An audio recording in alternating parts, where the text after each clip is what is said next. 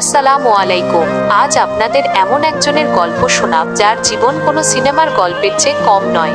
জীবন সবার জন্য একরকম হয় না, কারো কাটে আদরে আর কারো শুরু হয় যুদ্ধের মধ্য দিয়ে। এই গল্পটি মোহাম্মদ ইকবালের।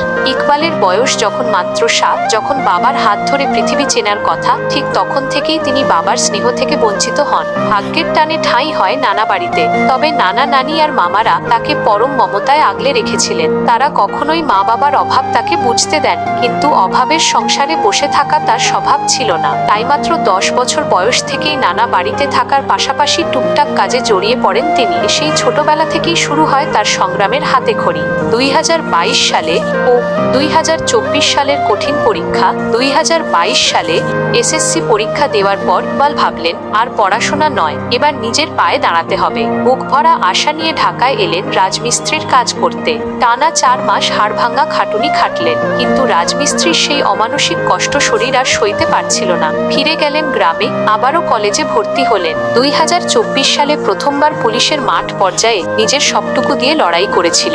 আশা ছিল দেশের সেবায় নিজেকে নিয়োজিত করার, কিন্তু সেদিন হয়তো ভাগ্য সহায় ছিল না। তবে সে দমে যায়নি, নতুন উদ্যমে নিজেকে প্রস্তুত করেছিল 2025 সালের জন্য। দ্বিতীয়বার যখন মাঠে নামল, নিজের যোগ্যতার প্রমাণ আবারও দিল। টানা 3 দিনের হাড়ভাঙ্গা খাটুনি আর প্রতিটি ধাপ সফলভাবে পার করে টিকে গেল। কিন্তু চূড়ান্ত মুহূর্তে এসে যখন দেখা গেল কাঙ্ক্ষিত সেই সুযোগটি হলো না, তখন বুকের ভেতরটা একবার কেঁপে উঠেছিল। পরপর 2 বছর এত কাছে গিয়েও ফিরে আসাটা হার মেনে নেওয়া নয়, বরং এটা ধৈর্যের এক কঠিন পরীক্ষা। মনের কষ্টে আর ইন্টারমিডিয়েট পরীক্ষা দেওয়া হলো না তার।